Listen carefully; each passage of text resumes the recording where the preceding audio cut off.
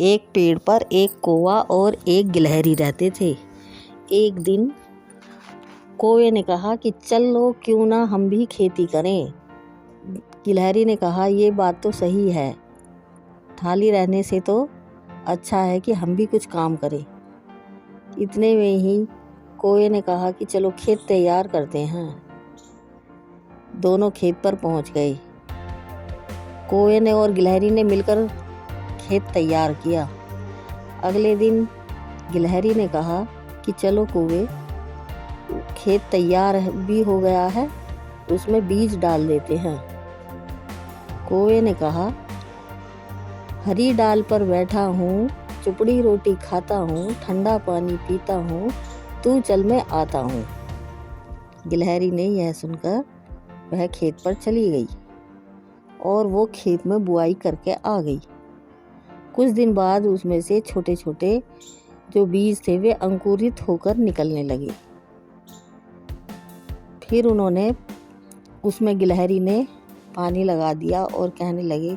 कुछ दिन बाद फिर बोली कौवे से कि चलो कुछ पौधे बड़े भी हो गए हैं, चलो कौवे अब फसल को नलाई दे दे और खाद पानी भी लगा दे। कौवे ने फिर वही बात कही कि हरी डाल पर बैठा हूँ, चुपड़ी रोटी खाता हूँ, ठंडा पानी पीता हूँ, तू चल मैं आता हूँ। गिलहरी यह सुनकर खेत पर चली गई और उसने पानी लगाया पौधों को और उसमें खाद और पानी लगाने के बाद फसल कुछ दिन बाद तैयार हो गई।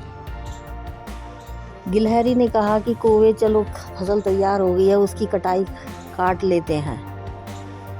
कौवे ने कहा कि मैं हरी डाल पर बैठा हूँ, चुपड़ी रोटी खाता हूँ, ठंडा पानी पीता हूँ, तू चल मैं आता हूँ। यह सुनकर गिलहरी खेत पर चली गई और फसल की कटाई करने लगी। कौवा वहाँ पर नहीं पहुँचा, सारी फसल कट गई। फिर गिलहरी ने कहा कि चलो अब अपने अपने अनाज बांट लेते हैं। जब अनाज बांटने की टाइम आया तो कौवा वहाँ सबसे पहले पहुँच गया। तो क्यों ना चलो आधा तुम्हारा और आधा मेरा। गिलहरी अपने हिस्से का अनाज लेकर अपने घर आ गई और कौवे का अनाज वहीं पड़ा रहा खेत में। एक दिन हुआ, 2 दिन हुए, 3 दिन बाद बारिश आई और कौवे का सारा अनाज बारिश में बह गया। कौवा काऊ काऊ काऊ काऊ करता रह गया।